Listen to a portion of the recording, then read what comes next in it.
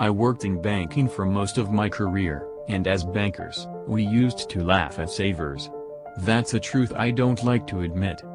It wasn't because we liked being right or thought we were smarter, it was because it was a perfect example of how bad our education is when it comes to money. We're taught laughable misinformation about money and then we go out into the working world to dedicate our career to earning it. If you're working for money and you don't understand how it works, it's going to hurt you in so many unexpected ways. You have to move away from the mindset that saving is good. There is a much simpler way to think about your money that will set you up financially and allow you to stress less and work less if you choose, not financial advice. Here we go. It's not about how much you make. You can make lots of money and still lose the lot if you don't understand how it works. Many famous people like Mike Tyson made plenty of money and still ended up broke. Lottery winners are more likely to end up bankrupt within 3 to 5 years of them making millions of dollars, than the average person. I know guys making $500,000 a year who, when this recent recession hit, started running out of money real fast. You can make plenty of money if you're connected to the internet by creating content, setting up a website, starting a podcast, promoting other people's products, writing ebooks, running virtual summits, the list is endless. Making money is the easy part to understand.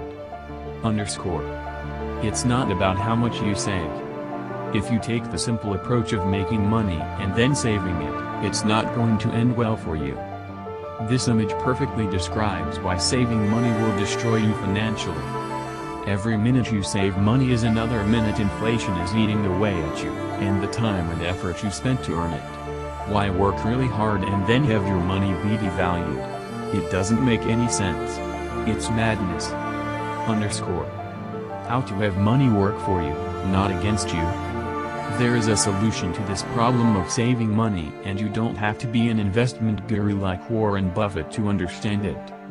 You can prevent yourself from being financially destroyed by money when you change your approach to this. It's not about how much money you make. It's not about how much money you save. It's about how much you invest.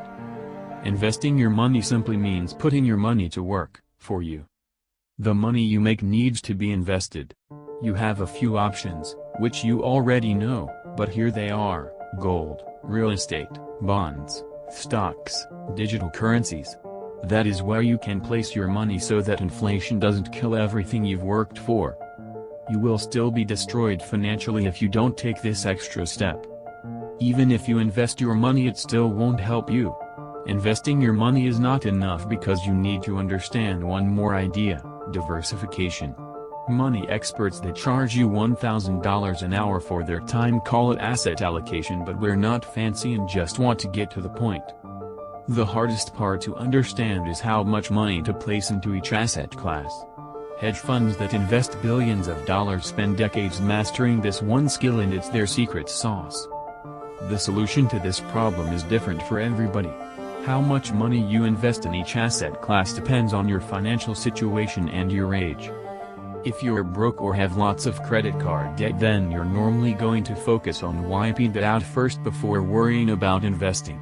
If you have no debt but only have less than $10,000, then you're probably going to want to be more cautious in case you need access to that money. If you have $100,000 or more to invest, then you might want to be a little more aggressive. If you're a millennial like me, then you may want to go a little more aggressive into stocks because you'll have time to ride out any recessions. The way to save yourself financially is to learn about where you should invest your money and how much cash to allocate to each asset class. In really simple terms, you want to learn enough about money that you can successfully put a percentage value next to each asset class. Here is a mock example. Gold, 5%. Real estate, 30%. Digital currency, 5%. Bonds, 20%. Stocks, 40%. Learn about each of these asset classes and then allocate your money accordingly. The next challenge. Each of these asset classes has subcategories. For example, there are treasury bonds and junk bonds, and there are small cap, large cap, and tech stocks to choose from. This is the next level of detail, and it requires further learning to understand what makes sense for you. An easy solution is to buy index funds for stocks, bonds, and even real estate, so you get exposure to each. The cheapest index fund I've found is Vanguard, and they are widely recommended. They obviously have many different products, so it requires a bit of research before deciding. The state of the economy. There is one last consideration you need to think about when you invest your money and diversify across different assets based on your age. Where are we at in the economic cycle? In other words, is the stock market and economy in a period of extreme growth, very little growth, or recession? As I write this, we're in a recession. Thinking about the state of the markets is important because it shapes what assets you buy. Right now we are living in an upside-down global economy with negative oil prices, massive amounts of money printing, negative yielding bonds, and expected inflation that is higher than normal. So in a recession, you might like that stocks are cheap because you get a discount. You might want to own fewer bonds because some of them pay you nothing. You might want to look at inflation-resistant assets because times are uncertain. The easiest way I've found to look at what sort of financial times we're in is to think about the markets as seasons: summer, spring, autumn, fall, winter. In 2019 it was like summer and you could make plenty. Right now it's definitely winter, and those who took too much risk are being wiped out. Choose a season and then invest accordingly. Final thought. Saving money will destroy you, as we've seen with the devaluing of the dollar over time because of inflation.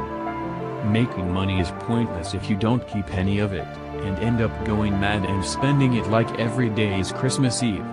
The strategy that makes sense when it comes to money is to invest it so your money is working for you, not against you because of inflation. Put your money into assets that make you more money, or assets that protect you in times of uncertainty due to a recession.